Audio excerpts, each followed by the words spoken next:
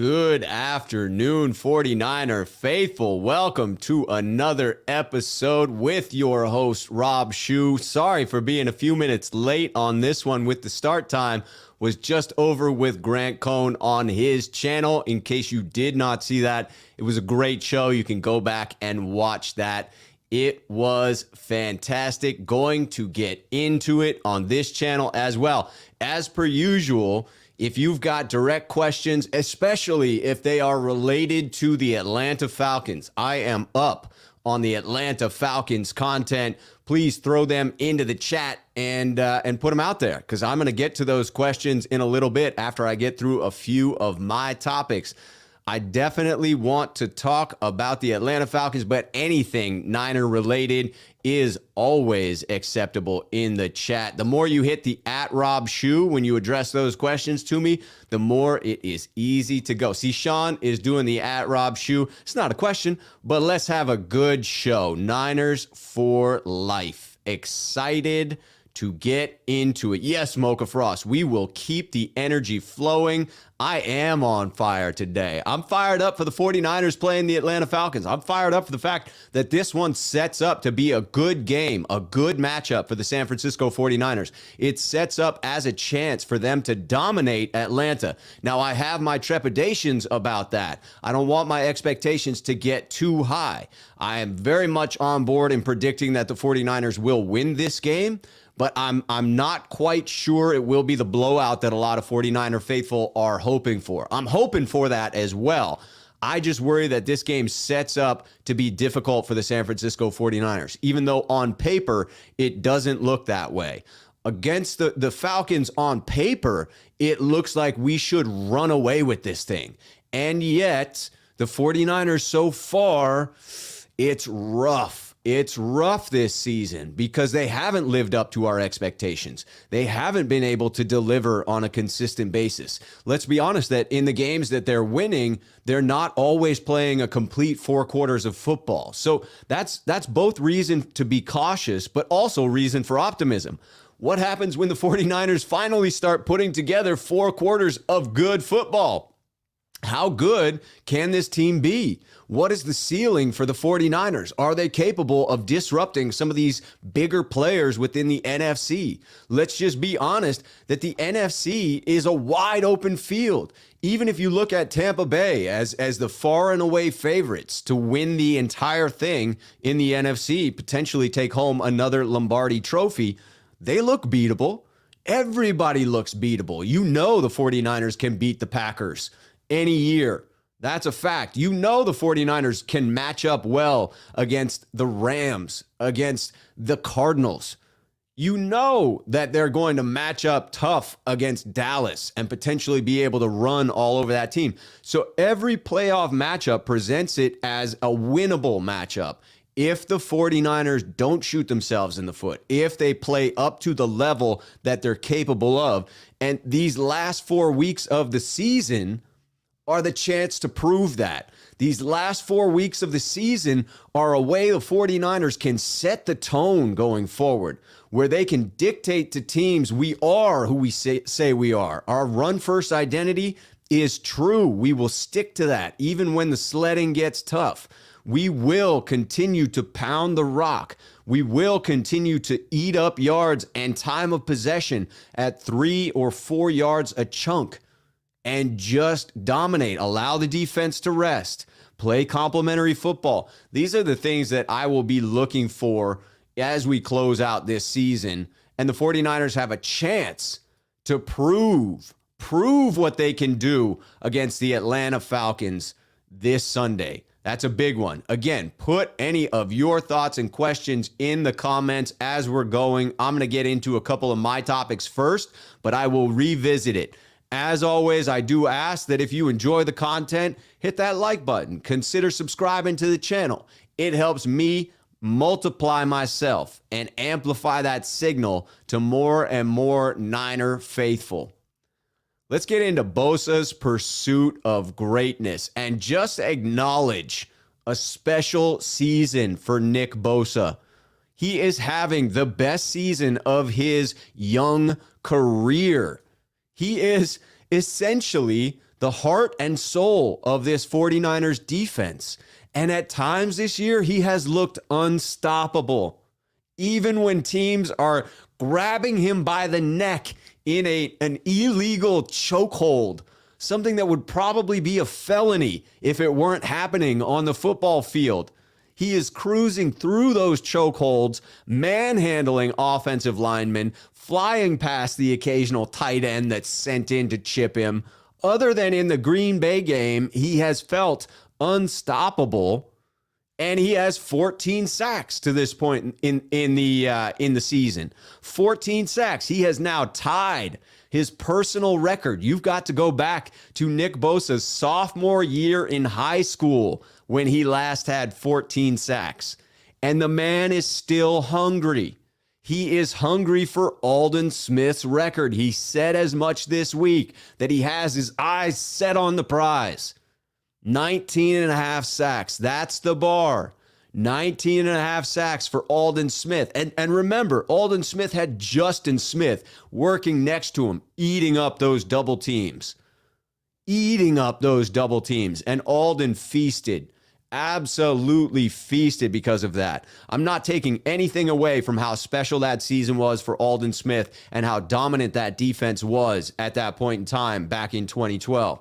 But if we look at today's defense, if we look at the lack of double teams for other people not named Bosa, I think you have to respect what that means he's doing on an individual level, what he's bringing to the field game in and game out.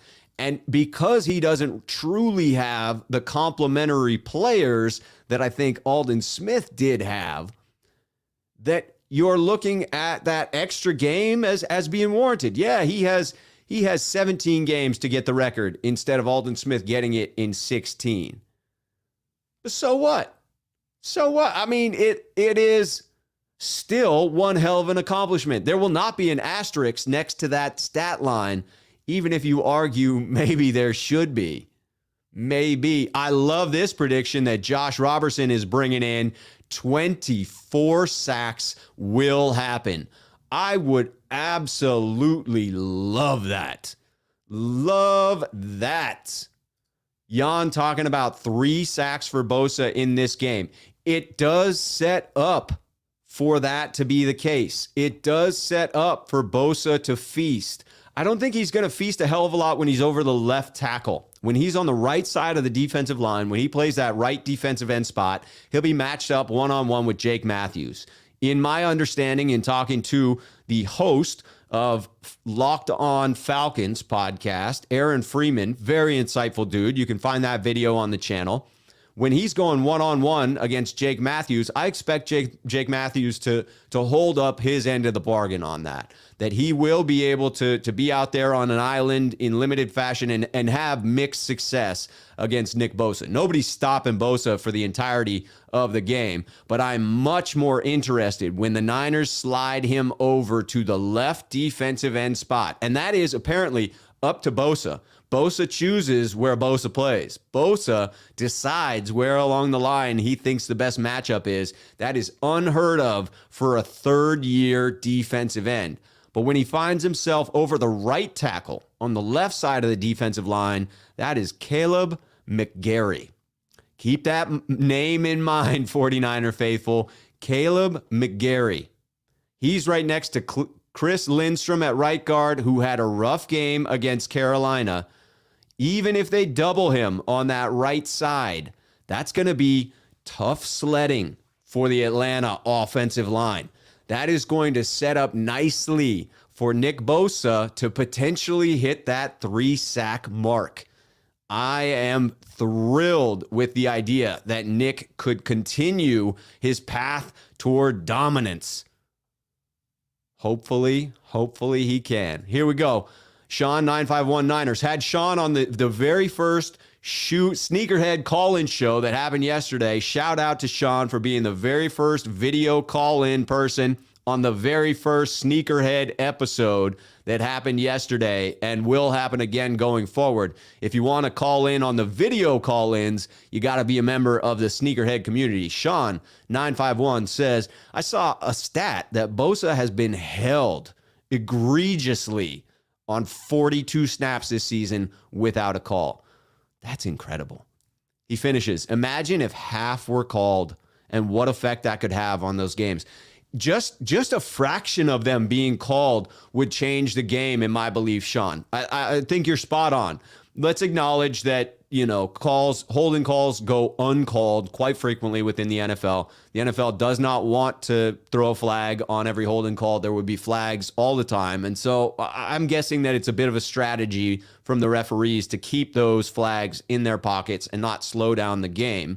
But I also would argue that the holding that occurs in most games is less egregious, to Sean's point here, than what is happening against Nick Bosa. I do think that these are more clear violations, clearer holds that are happening for Bosa and should warrant a call. The yards we would get from those penalties would make a huge difference. But what else would make a big difference is the offensive lineman's response to getting called.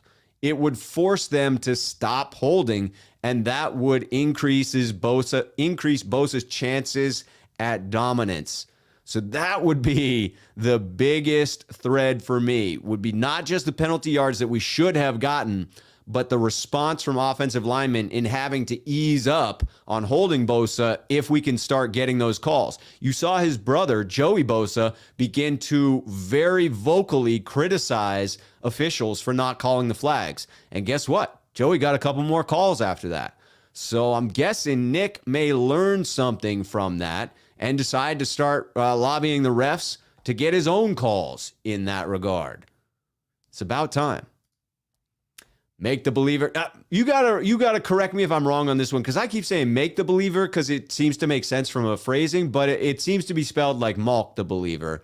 So correct me if I'm wrong on that one, because I hate mispronunciations, especially if I can get it right. Sometimes you'll tell me, and then I'll forget the correct way to pronounce it. But given a last name like Shu, I always like to try and get people's names right. So please let me know in the comments.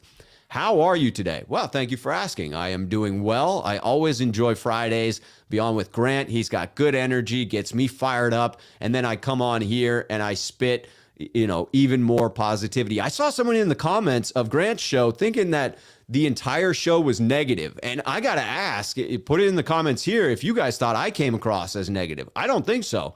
I tend to speak my mind against Grant when I feel that what he's saying is not my opinion, that I'm a bit more positive. But I will say that a lot of people are claiming we're going to walk all over Atlanta, and I'm skeptical of that. I still believe the 49ers are going to win. I just am skeptical in their ability to dominate this game like I think they should on paper. So maybe I was a little too negative, but I hope not. I hope people see that as realistic.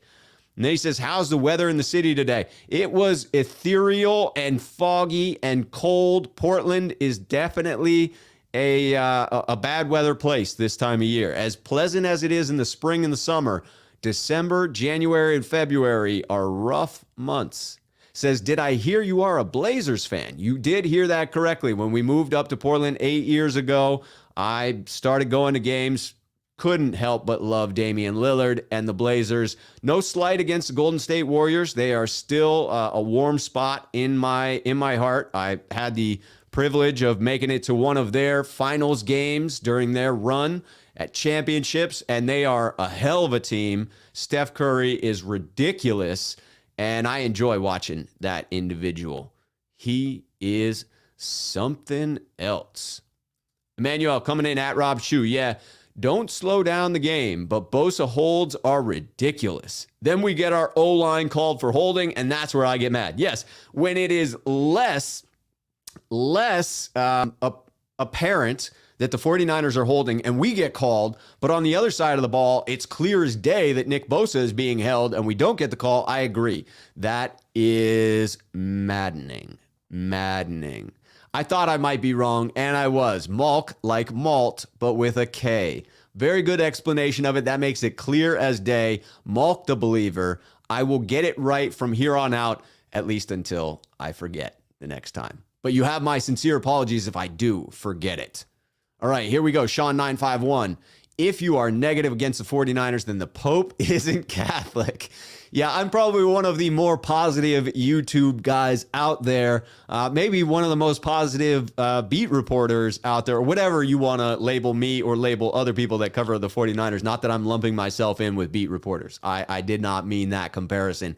But I am pretty positive when it comes to it. So if I get real, if I get realistic, if I start painting a less than rosy picture, it's because I am nervous. It's because this game sets up to me to be a trap, and I cannot allow my 49ers to fall victim to that trap. They cannot.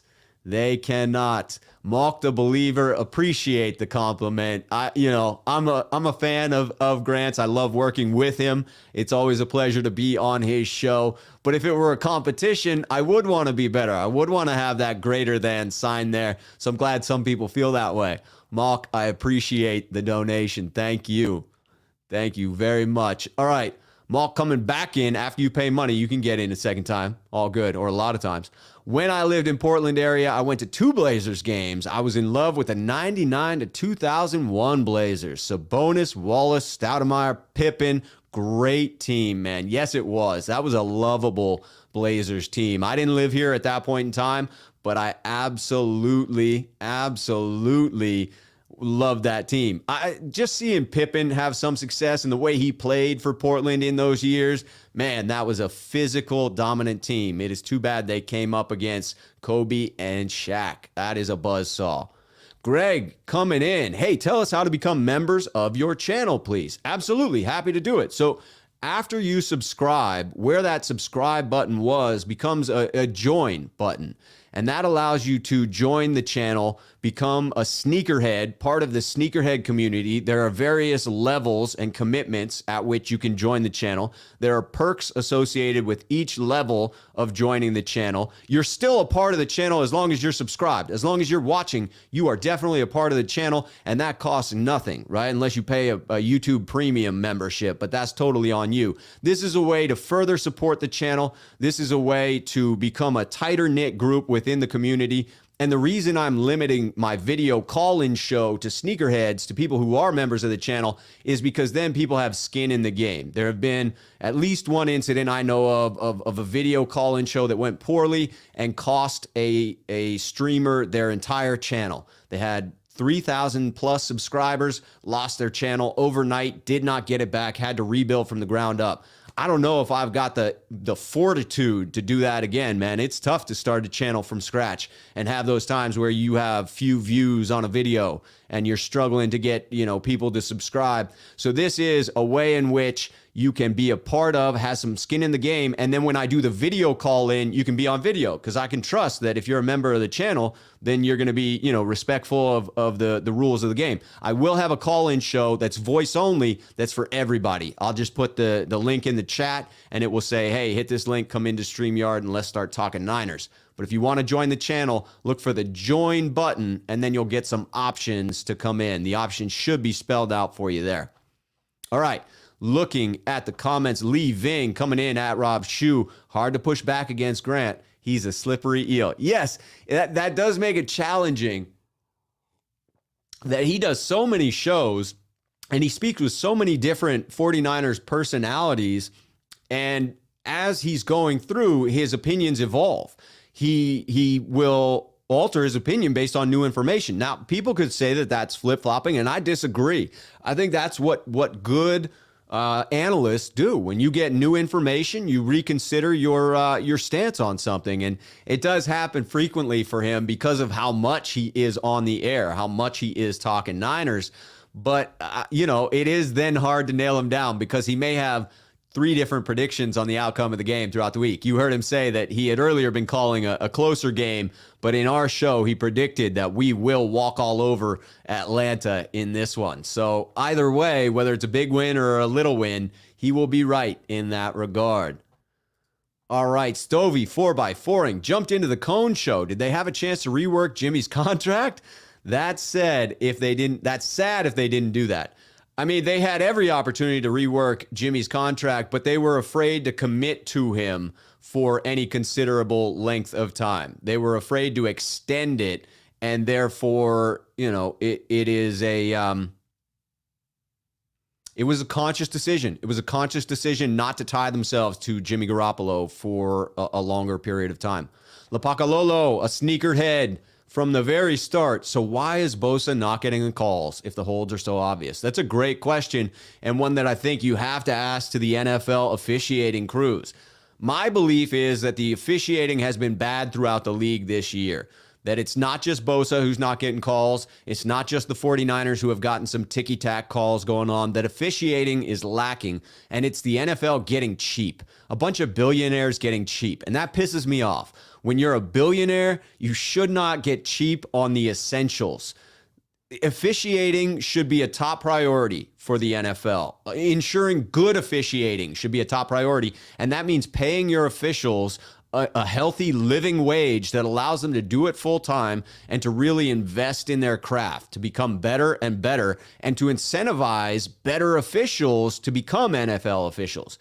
The more you pay an official, the more people who will aspire to have that job, the better your candidate pool becomes, right? The more people go into officiating, and therefore you get to choose from a larger pool of qualified candidates. So to me, it all stems from billionaires getting cheap, and I don't stand for that. Cough up that money. Share the wealth. Share it. Sean951, the Jailblazers. Yes, Pippen and the Jailblazers from those early 2000s. Great teams.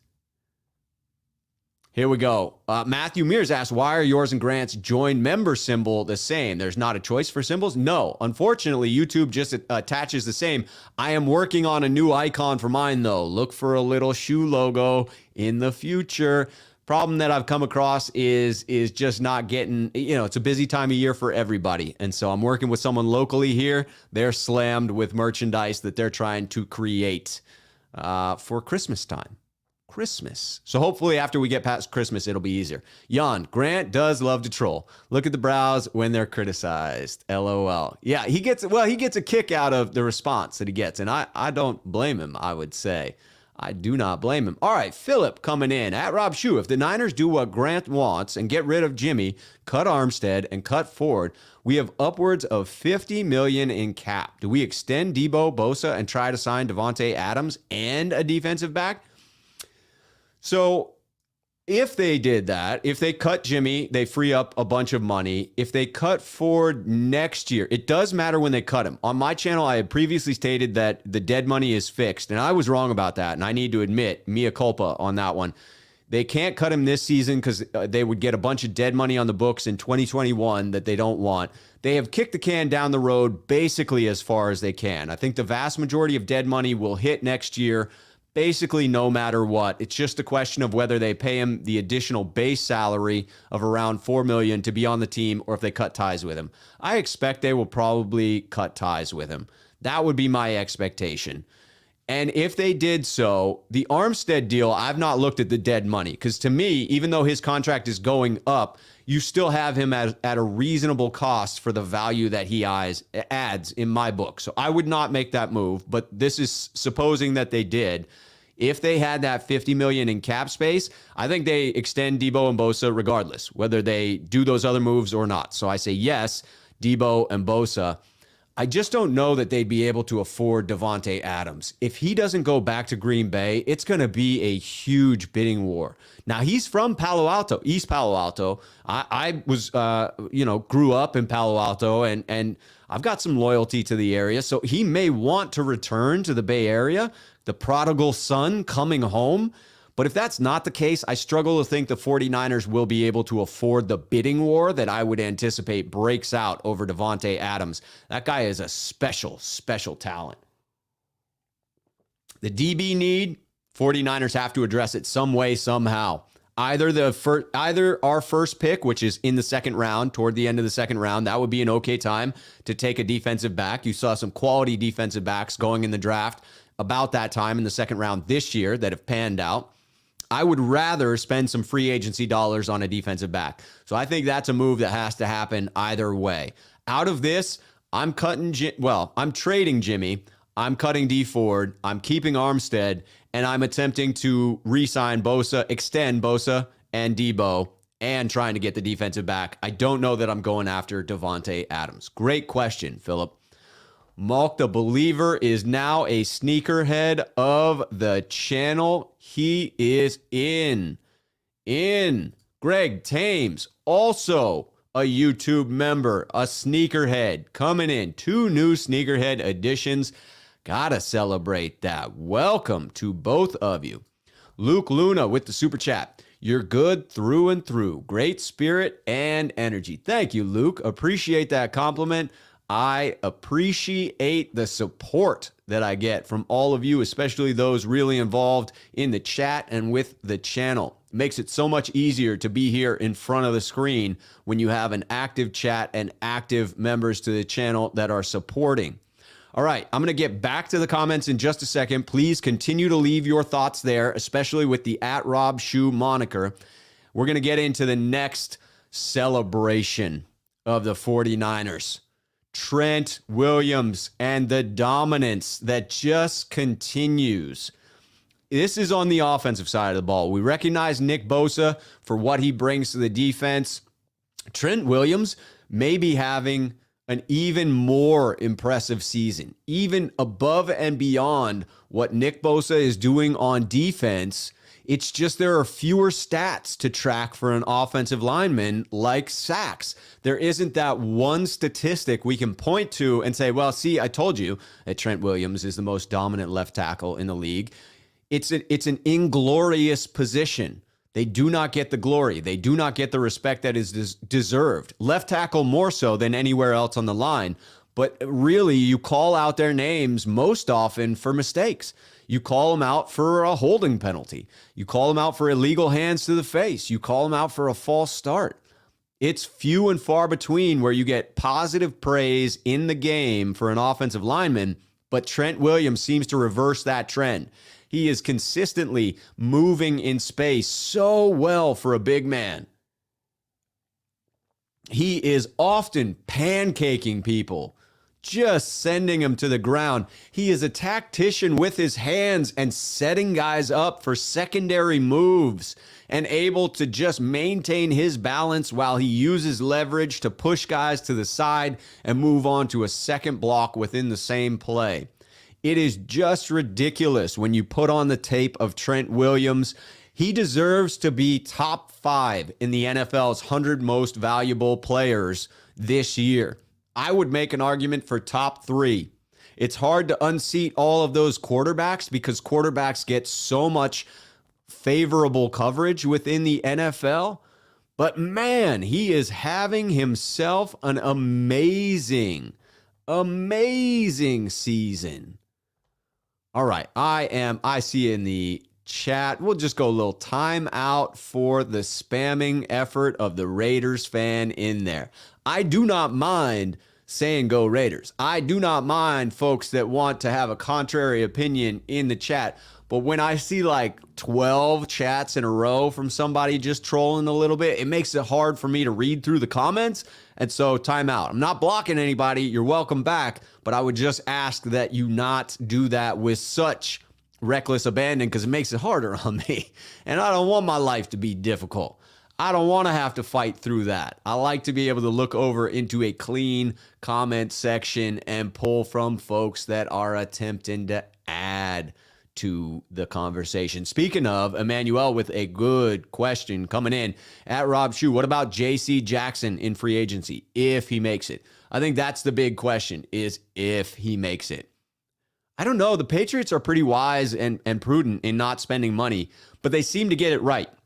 They seem to pay the defenders they should pay. So it almost makes you wonder when they don't pay a defender, whether you want to be the team that comes in and overpays for that free agent.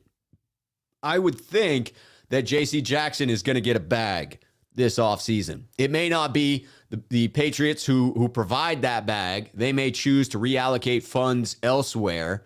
But if they did, that would make me cautious. That would make me say to myself, well, if the Patriots don't feel he's worth that money, do we? I don't know. I'm reticent to go top dollar in free agency. I think the 49ers will look to spend more in the $8 to $10 million per year for a cornerback, and that puts you more square in the in the mid-tier level. That's not elite money. That's not what J.C. Jackson is going to get, I would guess. Levi coming in. Bosa holding is like Pistons bad boy teams. Are you going to call everything, every play? There would be no game flow. This goes back to the Seattle Seahawks strategy through the Legion of Boom years. Consistently holding wide receivers, consistently applying too many hands-on situations, knowing that officials were not going to throw the flag all the time, knowing that they would get away with it more frequently than they wouldn't, because the league is afraid of slowing down gameplay, because the league recognizes when games go well over 3 hours, they lose viewership, because you're still talking about like 30, 35 minutes of actual plays happening on the field. Now you're just spreading it out over 3.5, 4 hours. So yes, I would say that it's a valid strategy at times. It's very frustrating to be on the other side of, but a valid strategy to just do it all the time. AJB talking about Trent loves those pancakes. That man should have a lifetime supply of Vermont maple syrup to go with the number of pancakes he delivers on a regular basis. You got to sweeten that man up because he is too brutal to those defensive linemen, to those linebackers. God forbid he comes up against a defensive back. Oh, God rest their soul if they come up against Trent Williams and his pancake blocks. Mock the Believer coming in. I appreciate the daytime content, Rob. My dog Matilda seems to like the show as well. I'm always thrilled to have Niner faithful pets on board. They enjoy the silky smooth tones of Rob Shu's radio voice, as it seems to be affectionately known in the comments. At least that's what I see listed there. That probably sounded egotistical. But hey, you go with your strengths. AJB, I thought we overpaid for Trent, but I was wrong. My apologies, Trent. AJB, that takes a big person to admit when they are wrong, and you were not the only one. There were a lot of highly critical 49er faithful fans that came in and said, hey, we just overpaid for an aging offensive lineman. We are going to be neck deep in this contract when he is dropping off of a cliff.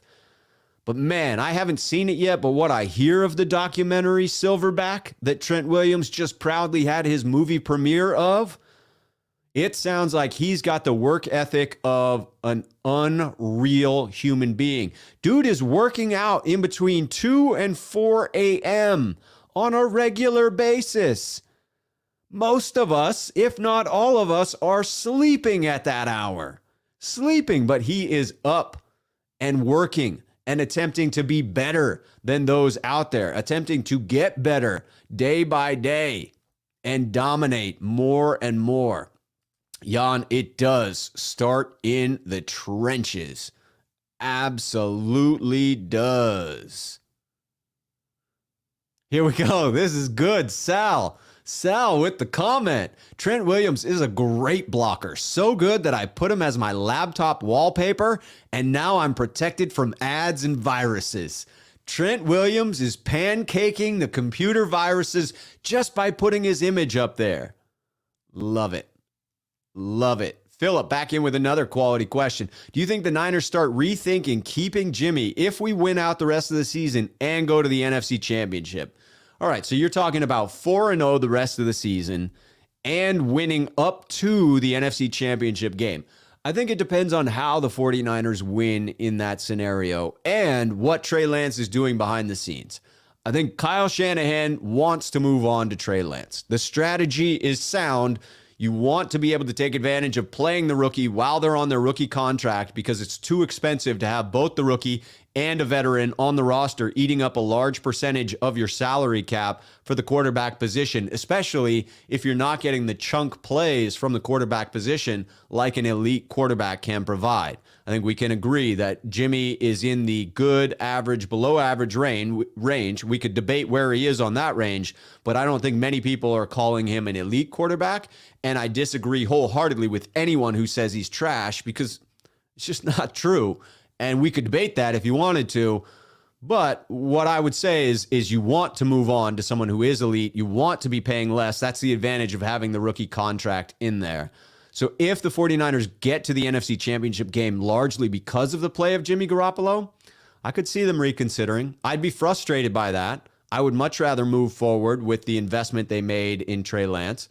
But if Trey's not ready by Kyle's estimation, I suppose I have to trust in that a little bit. My preference is that regardless how this plays out, the 49ers capitalize by trading Jimmy Garoppolo for some type of draft pick in return and move forward with the plan for the future. Ooh, here we go. Greg, who is on this year's 49ers team, Mount Rushmore? Which 4 players? To me, it is very crystal clear. Nick Bosa, Trent Williams, Deebo Samuel, and George Kittle. You could maybe make an argument for Elijah Mitchell, but I don't think so. I think you got to go with those 4. To me, that's pretty much a lock. Last Second Sports coming in. JC won't hit free agency. They hold cornerbacks at a premium in New England. I would not be surprised if he is re-signed there in New England.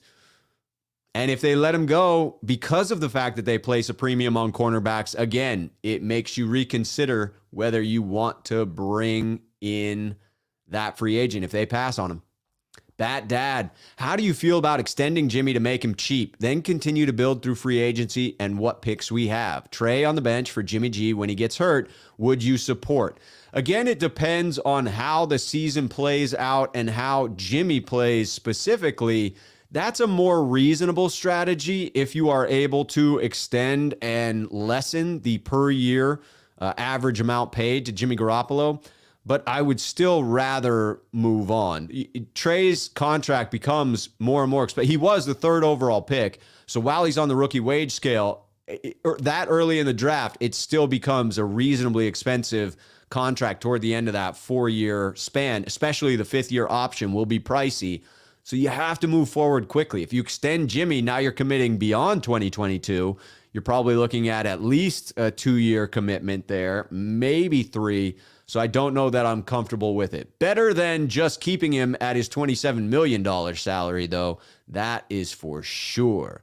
Last Second Sports with a technical question. Rob, is that a Shure SM7B mic? You have to have like 4K in your full setup. My gosh.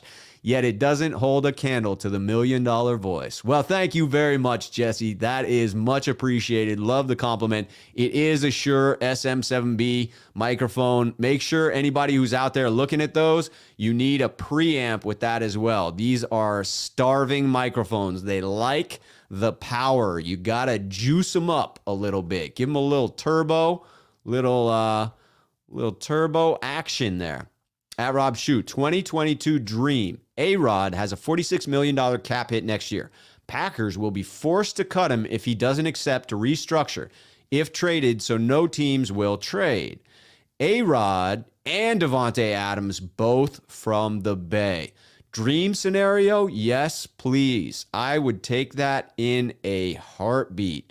Here we go. Continuation. 49ers offer Lance and Deebo to the Packers for A-Rod. Then Davante comes to SF. Use Jimmy G's $27 million and Deebo gone. We can pay Adams.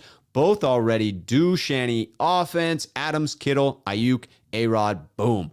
I'd be sad to let Deebo go. I really would. That would feel very similar to the DeForest Buckner trade that you could end up regretting it. Hard to imagine regretting it if you were able to bring in Aaron Rodgers and Davante Adams.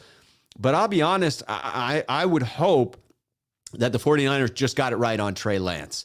That's what I'm pinning my desires and my hopes to, is that they were correct in giving up what they did for Trey Lance, and we just have to allow time to prove out the fact that they were, in fact, correct. Niner Empire coming in at Rob Shue. Which benefits us? Seahawks loss or Rams loss? Schedule changes will definitely change outcome of the game if the game date wasn't changed. I think we need the Rams to lose significantly more than we care about anything Seattle is doing at this point. The 49ers would love to have the 5th seed in the playoffs. The most likely scenario that sets up for that to occur are a couple of Rams losses and the 49ers knocking them off in week 18. I will be there at that game. I will be checking off SoFi Stadium from my little map of stadiums that I have been to. There's a whole bunch that I've been to in Southern California, a whole bunch of little pins in the map there because they keep moving teams around because they can't get enough support in Southern California. So yeah, I will be rooting for a Rams loss. Luke Luna coming in. Gilmore will at least have the opportunity to go elsewhere if he feels Carolina is stuck in mediocrity. That would be an interesting one to me. I would invest in that as a potentially a less expensive option. You love it when someone is walking away from a team and doesn't really give them an opportunity to get into the bidding war, creates an opportunity for others to come in and get a little bit of value in free agency. I do think that's key. The 49ers do not have much money to spend, and they only have 32 players under contract for 2022. It is going to be tight, ladies and gentlemen. Parag Marath is going to have a tough offseason trying to fill that roster on the Moneyball approach. You know he's going to look for some value. Hopefully no more injured players. Malk coming in. Do you think it's possible Kyle wants to move on, but Jed and the Yorks want to keep Jimmy here? Jimmy plays the rest of this year. I think we'll decide what happens. How Jimmy plays the rest of this year, we'll decide. I would agree with that. No, I don't buy into the conspiracy theory of the Yorks and Shanahan being on a different page. I think it is far more likely that Trey just wasn't as far along as they may have hoped in his ability to compete for this year. And so in an effort to set him up for success in the best way possible, they're minimizing what he's even able to contribute this year. They're minimizing his attempts. And the game plan illustrates a lack of trust in Trey's ability to operate the offense. Now, they could be really wrong about that. Their talent evaluation in San Francisco with this front office and coaching staff has not been flawless. It has been highly flawed. So I would buy into that wholeheartedly, that they're trepidatious about putting Trey out there, and they're wrong about doing that. They put him in with a limited game plan, and they were wrong to do that. Those arguments I can get on board with a little bit more, but a conspiracy of, say it was John Lynch who forced the pick, or that it was the Yorks who forced the pick, I just see Kyle's ego as being too big to allow that. I'm not sure that he sticks around in an organization that forces his hand in that way. I would guess that's still something he holds on to as a grudge against Washington, the Washington football team. All right, Luke Luna saying, I think if we make the playoffs, we need to have Trey playing in each quarter with Jimmy and Mitchell in the backfield. Teams wouldn't have a clue what to do. They would be weirded out by that for sure. If we don't see Trey in these remaining 4 games, I start to lose hope that we will bring him in during the playoffs. That is clearly what I want to happen and what I'm advocating for. Get the man some snaps, because he can be the electric shot in the arm that this 49ers offense needs at times to get rolling. He could be that shot that gets us going in the second half when we stagnate in a game like the Seattle Seahawks or the Cincinnati Bengals this past week. There are times where we need an injection to get the run game going, to bring back the creativity for Kyle Shanahan. I know he said that he struggled going back and forth in between the two and getting into a rhythm, but I feel like it's different to work him in for just 4 or 5 plays in set situations where you're not relying upon a rhythm. You have a situation dictating what the play is, whether it's a goal line play or whether it is 2nd and short or 3rd and short in between the 40s where you're now taking a shot. Just imagine the stress on defenses. Trey under center, snap under center, play action, roll out to the wide side of the field. You've cut the field in half for the young gentleman. It is now half the number of reads that he needs to make. He is using his legs. He's outside of the pocket. He's able to use his cannon of an arm if he does want to shoot it back over to the other side of the field and make the throw that very few other quarterbacks are able to make. I just don't see how there's any losing prospect to that. My only counter argument is that the 49ers aren't good enough to overcome an incompletion on a play like that. They aren't good enough to overcome just one down sometimes that interrupts a drive. You see it when they get a holding penalty. You see it when they get a false start. That simple 5 yards back, and all of a sudden it calls into question whether the 49ers are going to continue that drive. They've had so many 16-play plus drives this season. In those types of drives, you have to be perfect. And the 49ers have been less than perfect on offense. You could say they have been inconsistent, and that might be being kind. Emmanuel coming in. However it goes, Jimmy has a merit. He brought back hope to the Bay during dark times, just as Smith did in Kansas City. He did not show what he promised, but still, he should get credit for that. I wrote a good article on the value of Jimmy G and the fact that the Yorks absolutely do not fault him and are not angry that they gave him $130 million. I guarantee it. They have recouped that and then some, plastering his face all over Levi's stadium. The hope that he brought to this franchise in 2017 carried through into 2018. The magical season of 2019 got us through 2020, and here we are. Jimmy's still here. Yes, I think that we and the Yorks do owe Jimmy a debt of gratitude for dragging us out of some very dark times. I don't think that allegiance prevents us from moving on to Trey Lance when the time is right, but I do think it is an egregious error to not give credit to Jimmy for what he was able to do with this organization in bringing some hope and winning some games. Leaving, they might find $27 million somewhere. Yes, they will free up that $27 million. Even after they do so, it will be tight. Last Second Sports. People need to understand that Jimmy would have beaten out most rookie quarterbacks. Josh Allen wouldn't have won that battle as a rookie. Lance is that guy and will be extremely good. Book it. I love that confidence and that prediction. Cheers to you, Jesse. And I agree. That is still where my faith lies, that Lance is that guy and that Jimmy is good enough. Again, I will place him in the 15 to 20 range. That's where I lay my argument. If you want to try and argue that he's below 20, bring it. I am on.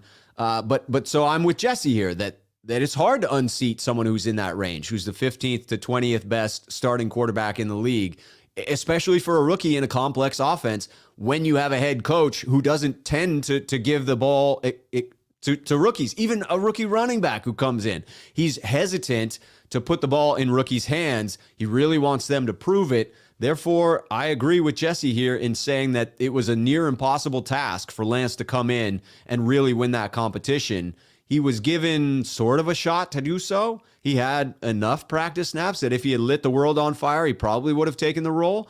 But it was a damn hard hill to climb. Ryan Woolridge coming in. Hi, bro. Do you think the Niners could trade for Russell Wilson or Aaron Rodgers as a quarterback next season? I don't. I think that they are locked into the plan for Lance. The only sidetrack I could see would be the extension of Jimmy G. If there's a big enough run this year, I could see that happening. I could see the 49ers keeping him for another year or two. It's not what I'm hoping for. That's not what I'm predicting. But if you make a deep enough run, you could see them going that direction. I hope not. I hope Lance shows enough this year that they're confident in moving forward with Trey, because that becomes a much more advantageous strategy of reallocating those Jimmy G dollars to build out the rest of this roster. Help the young gentleman. Bring in another quality offensive lineman. Bring in a defensive back. Shore up that defense. Bring it back to its peak. Lapacalolo, Watch the Chargers versus Chiefs game last night. I could see Trey Lance in both Mahomes and Herbert in terms of skill set and abilities. Would be great to see Trey play a game or two before season end. Yes, it would. I would settle for just some snaps. When Herbert held off the defender with one arm and threw the incompletion to avoid the sack, I was like, Jimmy can't do that.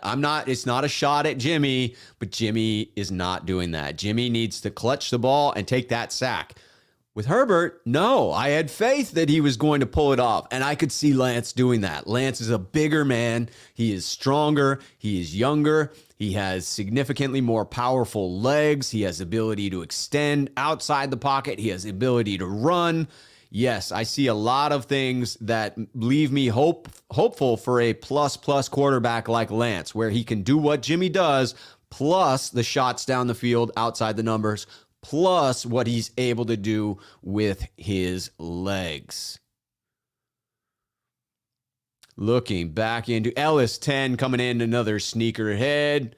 In the big picture of things, why is there so much drama about Jimmy G? He came in and won 5 straight, then got paid, then revealed he is injury prone and not consistent. Time for change.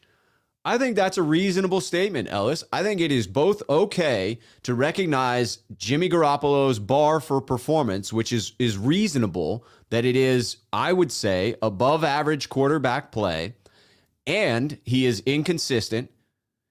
He does make a lot of mistakes. He makes more mistakes than I'm comfortable with for someone who does not push the ball down the field and get us those chunk plays.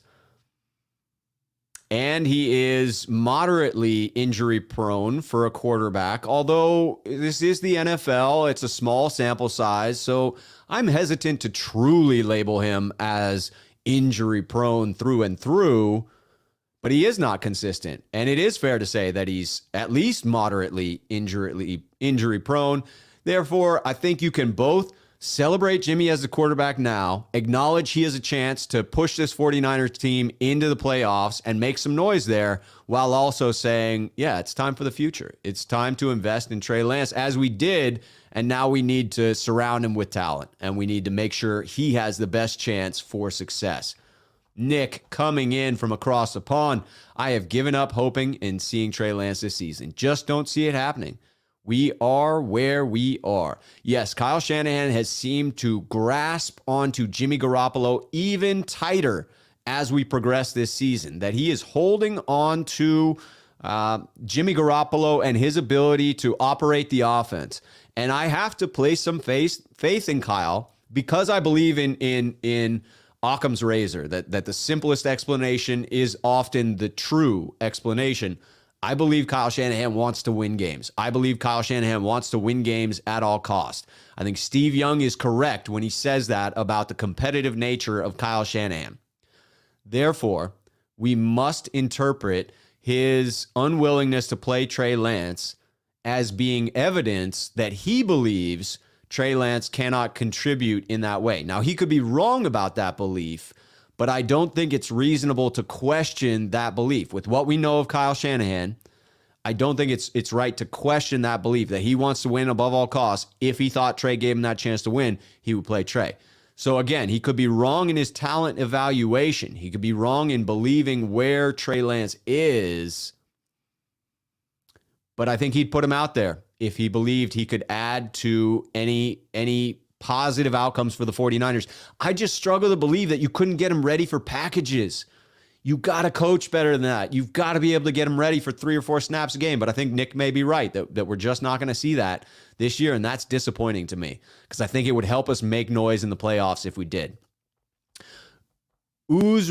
Uzragrad says, if 49ers had a coach shoe, are we amping up the run game mostly against the Falcons? Yes, the 49ers run-first identity would come through week in and week out. I do have to admit this one sets up to be another game where they rely on Jimmy more than it makes me comfortable, where the Atlanta Falcons are suspect. They cannot get pressure on the quarterback. I mean, cannot get pressure on the quarterback. It is incredible. Again, their best pass rusher has been hurt all week. Dante Fowler, 4.5 sacks. And after that, nobody else has more than 2. Nobody has more than 2. They are worst in the league at sacking opposing offenses. So if it sets up for Jimmy to have all day, man, it's tempting to do that. Oof, yes, it is. That sets me up for my next topic before I get back to your comments. Will Jimmy have all day to throw? The Falcons have the league worst pass rush, literally the worst. 1.2 sacks per game. The Niners are averaging 2.5 sacks per game. It is double that production. Dante Fowler leads the team, 4.5 sacks. He's been out of practice all week, so he is not 100%, even if he goes. It sets up for Jimmy to pick apart the Falcons secondary. Their starting safety is out for the first time. Eric Harris, done for this game. It sets up to take advantage of it, but that makes me nervous. That makes me want to say, ooh, don't do that. Don't get away from who you are. Don't get away from that run-first identity. Complement the run with well-timed passes. Take advantage of a suspect Atlanta defense, but don't get away from the run. Control the time of possession, because the fewer minutes that ball is in Matt Ryan's hands, the better. Much, much better.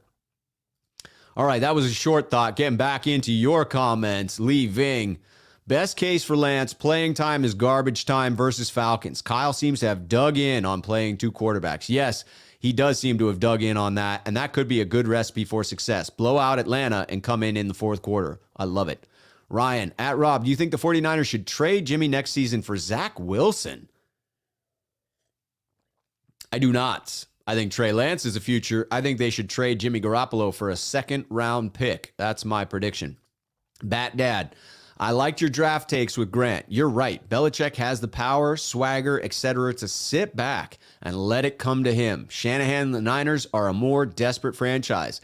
By necessitation, the 49ers losing seasons, inability to put together considerable winning seasons one after another has forced their hands in this regard.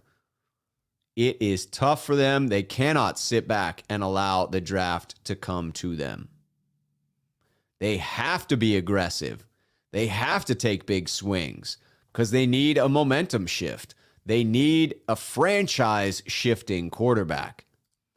Ryan asking, Rob, bring in Devontae Adams into the 49ers next season. Hey, as a fellow Palo Alto Vikings alumni from Pali High School, also the home of Jim Harbaugh, Jim Garcia, and yours truly, Rob Shue, yes, I would say bring in Devontae Adams. I think he's going to get a big-ass bag, though. I don't think the 49ers can afford it. Jan, when the transition happens, then who's Lance's backup? I don't know. They got to find somebody that is a moderately priced backup. I'd love somebody like a Mitchell Trubisky who provides like a baseline, but with upside. You know, I don't necessarily want an Andy Dalton where you basically know the ceiling and the floor, and it's pretty close together, right? You're going to get average to below average play, it would seem, from that gentleman as a backup. I want someone who provides a reasonable floor with greater upside. I'd be willing to pay a little bit extra to get that. Randall Riley coming in as the newest member of the Sneakerhead community. Welcome to the channel in that way, above and beyond the simple subscription. Gotta recognize it. Please come in for the next Shoe Show call-in show and pop on that video. Andre Moore, also of the Sneakerhead community. I'm a fan of Jimmy G. However, can see the advantages of moving on to ensure we have cap space to get and keep the weapons to compete. Yes, in an unlimited cap situation, you do what the Niners did with Joe Montana and Steve Young. In no way am I comparing Joe Montana and Steve Young to Jimmy G and Trey Lance. Not yet. The comparison for Lance may prove to be true. But if you had an unlimited salary cap and you had Eddie D running the franchise and he said, here's a blank check, do whatever you want, then you keep him. I'm with you on that. But from a strategy standpoint, you have limited resources and they must be allocated in a smart way. And the smarter way is to allocate fewer resources to multiple QBs who can't contribute at the same time because you have a coach who can't rotate between the two. And therefore, one's riding the bench. That is wasted dollars that could go toward building out a more complete team. Wanda Brown came in with the super sticker. Thank you so much, Wanda. Appreciate that. I see another. Okay, I'm going to try and find a Wanda comment to bring it in because I had seen a couple. I think Wanda mainly was talking to elsewhere in the chat, but I think this one I could respond to here, Wanda. Injury prone. New England and the Niners, 100%. 2 out of 2 teams he's been injured. Oh, we're talking about Jimmy here. We talking Jimmy. 3 out of 5 years injured. That's more than moderate, LOL.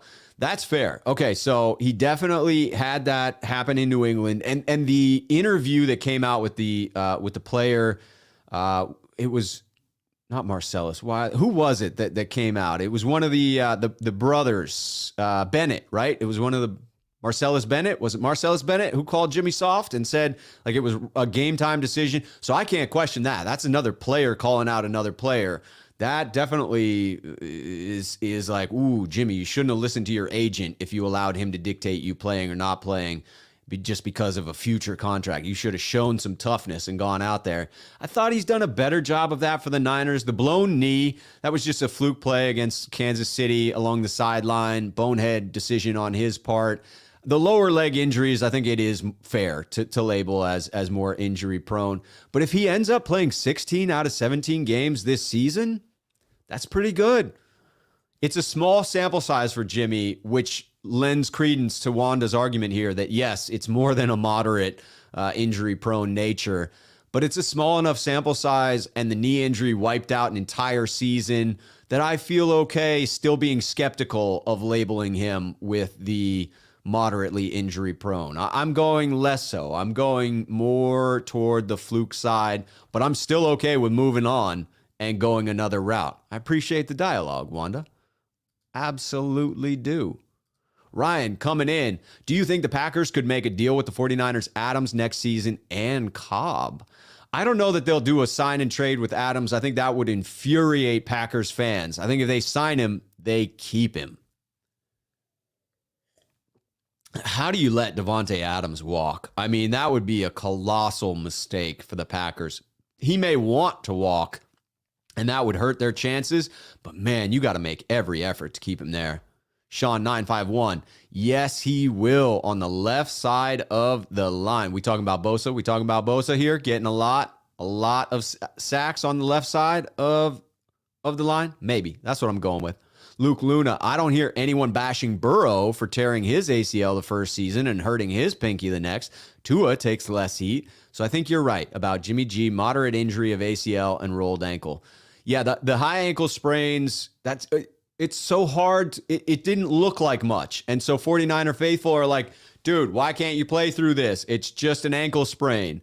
But if you've ever had a high ankle sprain, I think those that have had the injury may understand it a bit more, that it's a complicated one. And if you can't drive off of your feet, that's the base for the quarterback. I don't know. It's a quality debate around Jimmy being injury prone. I think you can make the case for either side because there's certainly enough evidence to say, wait a minute, he is injury prone. And then there's a reasonable amount of evidence suggesting it could be a small sample size. It could call other things into question. I think there's more of a logical leap from the side I'm maintaining, which is that I'm not calling him injury prone. I think there's greater evidence to support what Wanda was saying there, that it's reasonable to call him injury prone. Maybe not completely injury prone, but at least moderately so. Malk the Believer at Rob Shue, totally agree. We would be much more of a threat if we did a few Trey packages every game. And not sure why Kyle is not doing this. Seemed to work when they tried. Just win, baby. Yes, you do need to focus on winning. And if you thought Trey Lance could be brought in those packages, why wouldn't you? That's the frustrating part for me. Not believing that he couldn't be prepared for just a couple of snaps each game. Come on, Kyle and company. Get him ready for that so that we can see something in the playoffs. Niner Empire. The last time we said a team in the league worst in insert stat, they play their best against us. This is why I'm saying you cannot take Atlanta lightly. This is their season on the line. This is their playoff hopes on the line. They are attempting to get in, and if they lose to the 49ers, their playoff hopes are dashed. they are destroyed. If they win, they go in with their highest playoff chances, close to 40%. If they beat San Francisco, they have almost a 50-50 shot of making the playoffs. Everything rides on this game for them. That's why you cannot underestimate a team. Luke Luna, I think he's taking some unfair heat about the injuries for sure. Inconsistent, yes. People show less love for what he's done for this team because we were irrelevant prior to. Yeah, it is definitely wild vacillation in the opinions of Niner faithful on Jimmy G. He's a polarizing dude. Andre, at Rob, at the start of the season, Jimmy said the game was slowing down for him. Hopefully it will be on super slow-mo against the Falcons, and he carves them up. Man, I hope so. Prediction, Jamie Bryant, 27-24 Niners, but will be another nail-biter. Got to play aggressive on all downs. Jamie, that's real close to what I predicted. I have my final score coming in, spoiler alert, at 26-20 was my official 27-20. 27-20. Oh, there it is. I wrote it down on the left. 27-20 49ers. That was my official prediction. Okay, Sean 951 with a prediction on that backup. They will keep Sudfeld as backup. No threat to Lance, and they already have a relationship, and he can run the offense by them. I hope we upgrade beyond Sudfeld. I would like a quality backup, personally. Leaving, you could see the Niners calculation for getting a QB out of this draft class. They gave up too much and are still paying Jimmy with a vet team. Difficult needle to thread. It hasn't worked out in the way we would have liked so far, but there's still hope. If the 49ers make some noise in the playoffs, hell, just making the playoffs is big league. If they make noise in it, I'll be happy with this season. I would be happy with that. Ooh, I can't pronounce this one, but there's a question, so let's see. Question, are there hooligan fans in American football like in European football? And if you do not know, then will you know that fans in Europe are very crazy fanatics?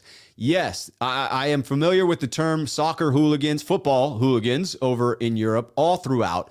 And there is an element like that. Going into opposing stadiums, when I go into Seattle, I get a lot of grief from those fans there. I don't think it's quite as rambunctious as maybe it is in Europe. There's a whole culture around soccer, football hooligans that I don't think exists here. But man, look back to the 49ers and Raiders games that were happening and the violence in the stands that occurred.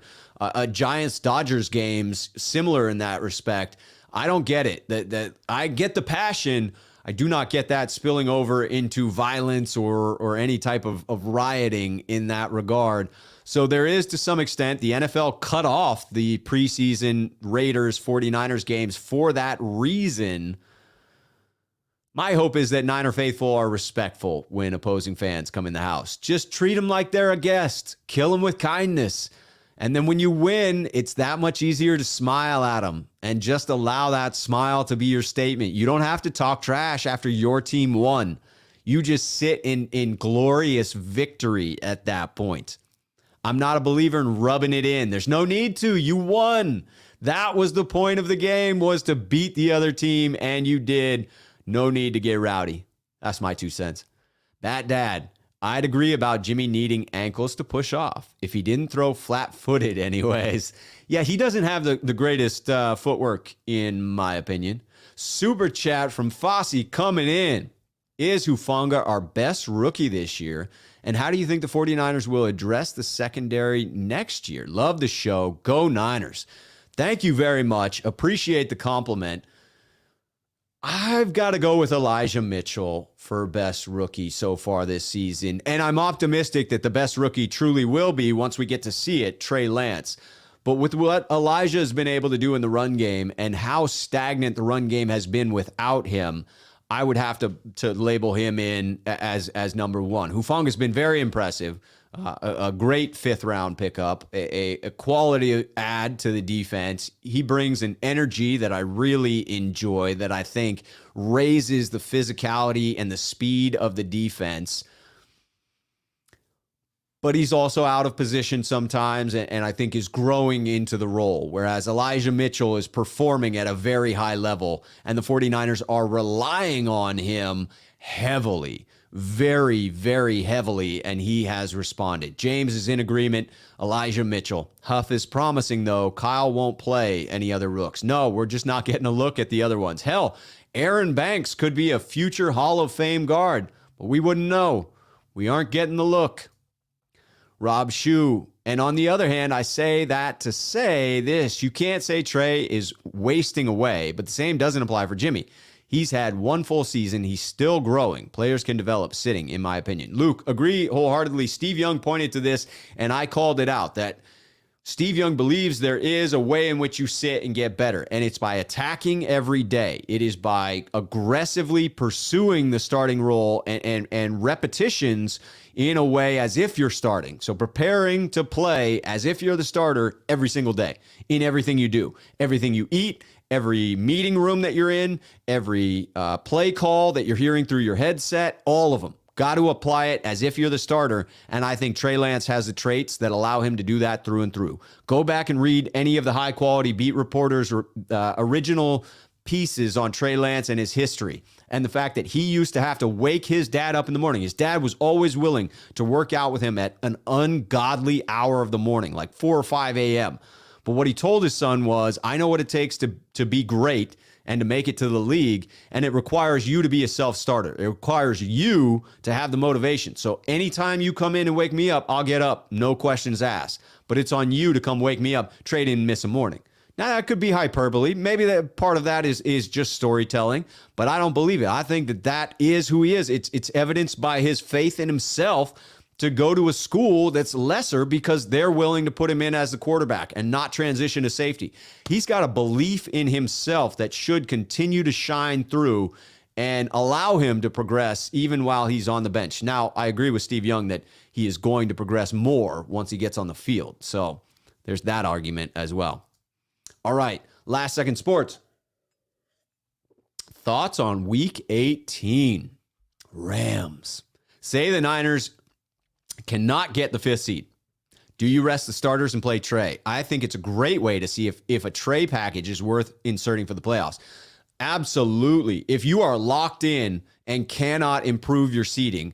Now, I would say it depends on that. If you're locked in, can't get the 5th seed, that's one thing. If you're bouncing between 6th and 7th and you know who's locked in to 2nd and 3rd, so you know what 6th or 7th produces as far as a first round matchup, and you can reduce your travel, that would be my top priority.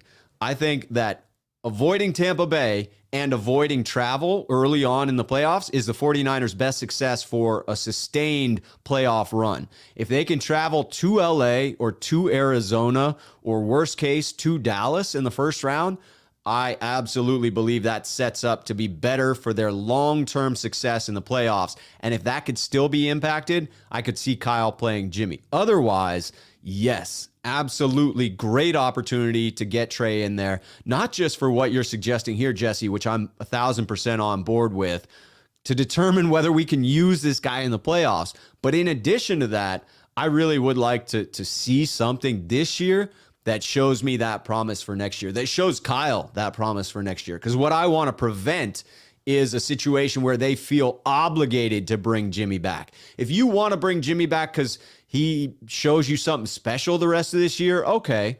But if you're bringing him back because you're afraid to pull the trigger on something you already put so much into, already invested so much of the team's future into, in that instance, I think it's just sort of foolish to bring Jimmy back.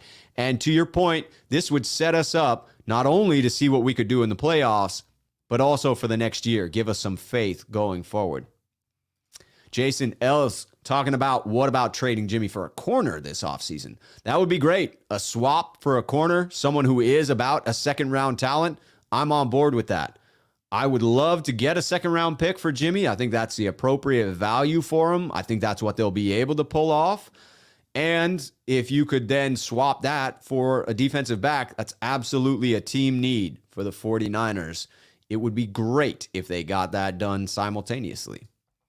Sean951, they didn't cut off the Raiders-Niners preseason we played this year. They brought it back, but they eliminated it after those fights for a period of time to let the blood cool and then brought it back. Didn't look like there were any it didn't look like it had the same ill will as years past. I didn't hear about the level of violence that occurred before they cut it off for those 4 or 5 years. But yes, brought it back this year.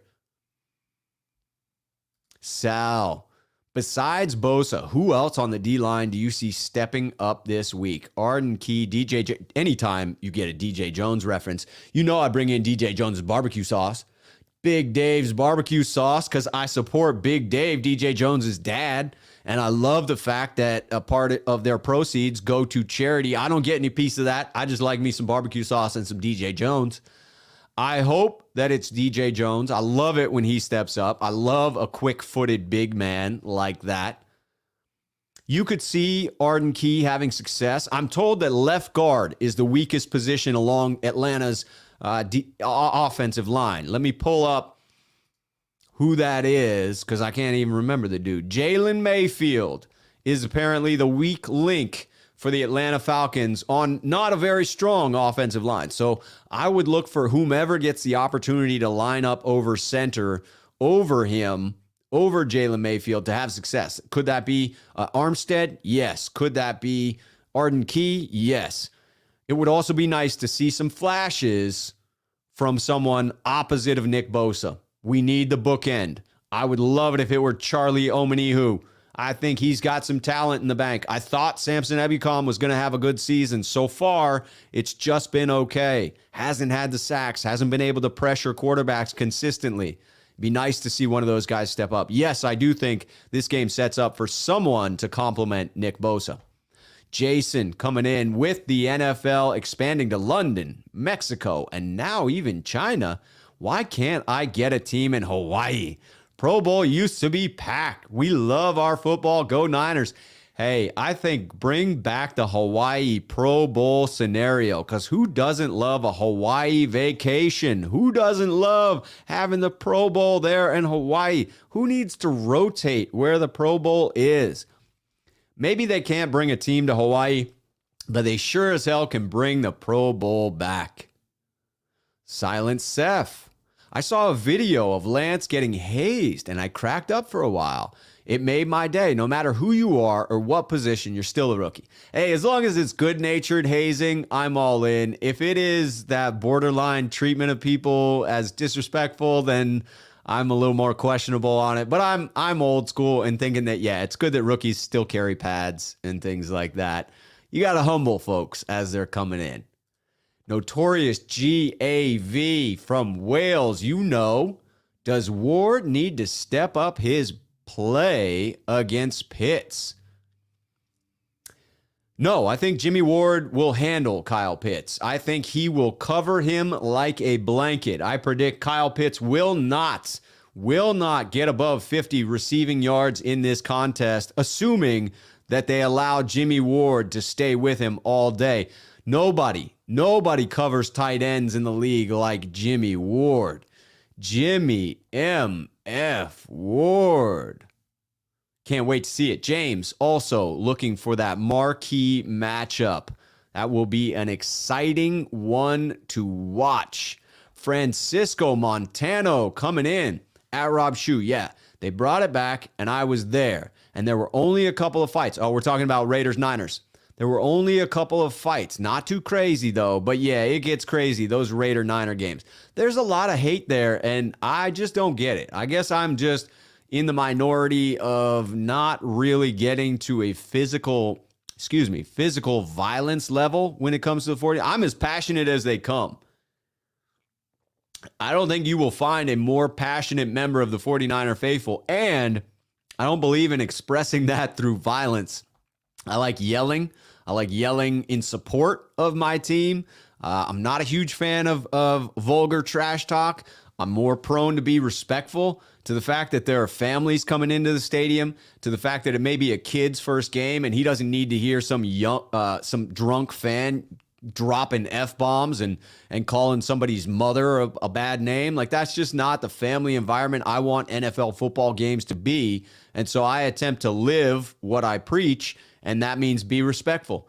Be respectful of the folks that are there in the stadium, whether they're your fellow 49er faithful or the opposing fans. Either way, If you're polite to me, I'm typically polite to you. And even if you're not polite to me, I'm usually polite in return, just to kill them with kindness. Notorious GAV. 49ers have just got the merchandise rights to the UK. Looks like we could be seeing the red and gold in London. Hey, if they are out there, Gav, I expect you to meet me at the stadium. I expect when I make the trip out there, it won't even fit on my map because look at how U.S. central that is, right? It doesn't even acknowledge the existence of your country. Gavin, it's a very American map. And yet, I will put that pin on said map and travel to England to check off that stadium, and I expect you to be there celebrating with me, bud. Jamie Bryant, I'm looking for a rematch Super Bowl, the Kansas City Chiefs and the 49ers, with us winning this time in overtime, an overtime Super Bowl thriller. You heard the prediction here first from Jamie Bryant. Lapacalolo talking about Lynch. Listen to Lynch on KMBR radio a couple of days ago. It was kind of ironic when he said rookies learned more by playing. He needs to tell that to Kyle. Kyle is old school in that regard. He seems to view rookies as needing to prove themselves far beyond what other coaches seem to believe. Maybe I'm just hypercritical of our team because I'm hyper-focused on it.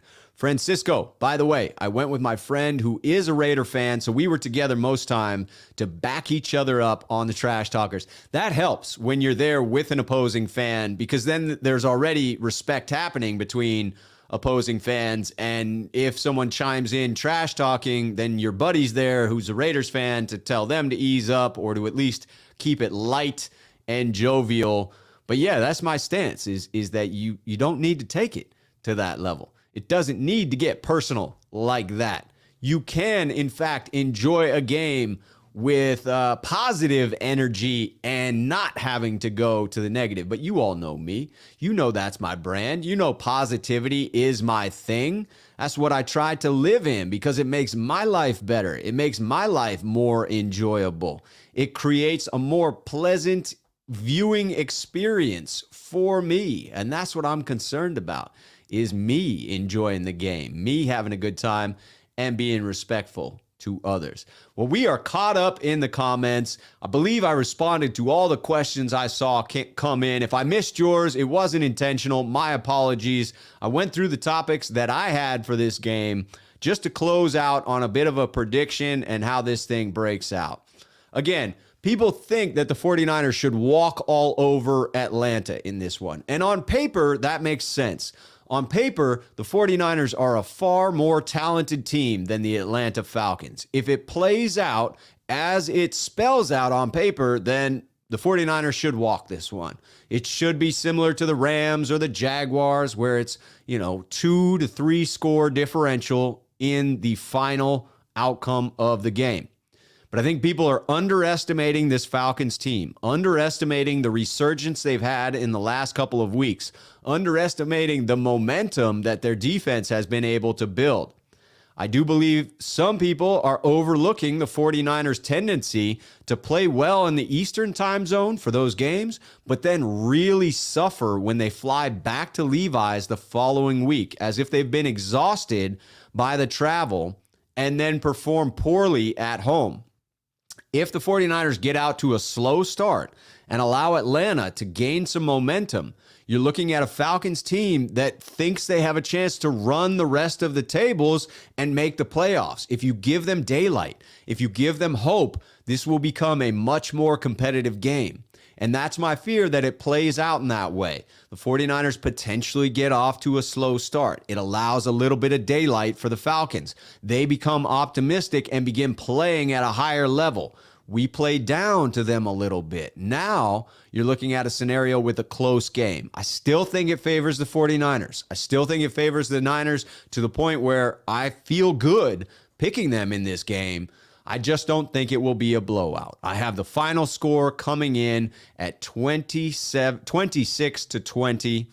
I think it will be a very good game. Man, I keep getting that wrong. 27 to 20. A full 7 points I've got it by. So I am not taking the spread on this one. And if I'm honest, that makes me nervous. Anytime, I said this with Burrow, I do not want to be in a situation where the 49ers lead by one score or less and the opposing quarterback has the ball. I do not want to see a repeat of Julio Jones in the end zone at the end of the game. Obviously, this year it would be Kyle Pitts or Russell Gage. I do not want to see the ball in Matt Ryan's hands at the end of the game with a chance to tie or take the lead. We got to put our foot on their necks. On their necks and keep it there. I hope the 49ers stick to their run-first identity and really, really, really drive it home this week. Control the time of possession. 35 minutes of time of possession for the 49ers in this one. 35 minutes just holding the ball, just driving against the Atlanta defense that is suspect against the run. Double teaming the one man on that defensive line that truly can stop us in Grady Jarrett and pushing him out of the way, creating a situation where the Niners can get to that 35, 40 runs in a game. That is the way in which they need to win. And to Kurt's point, any word on Elijah yet? I don't think it's finalized yet. That's up in the air. It changes the game if he is out. Now you probably do have to bail and go strong on the pass. Woof. This one could be close. I'm telling you, Sal, I'm with you here. Sal says we can't take this game lightly. Huge playoff implications. If I remember correctly, the 49ers currently have a 76% chance of making the playoffs. With a win, up to 88% chance. With a loss below 50%, man, that seems about right. Although I would say the Niners just need to go 2-2 to close out this season for most scenarios. But 3-1 feels a hell of a lot better. And you drop one to Atlanta, it calls everything into question because this is a team you're supposed to beat. Lapacalolo just firing it up with the super sticker. Appreciate that, Lapacalolo, as you come in before the deadline. Here we go, James pointing out we are about to find out about Elijah Mitchell and Dante Johnson. Press conference starting soon. All right, that's it. That is the mark for us to go so all of us can watch that press conference. Let's go find out whether Elijah Mitchell is in this thing. I may need to be back on tomorrow. Right now, don't have anything planned for Saturday. For sure, will be a pregame show on Sunday and a postgame show afterwards to break it down. So in case I don't see you before then, cheers to you, 49er faithful.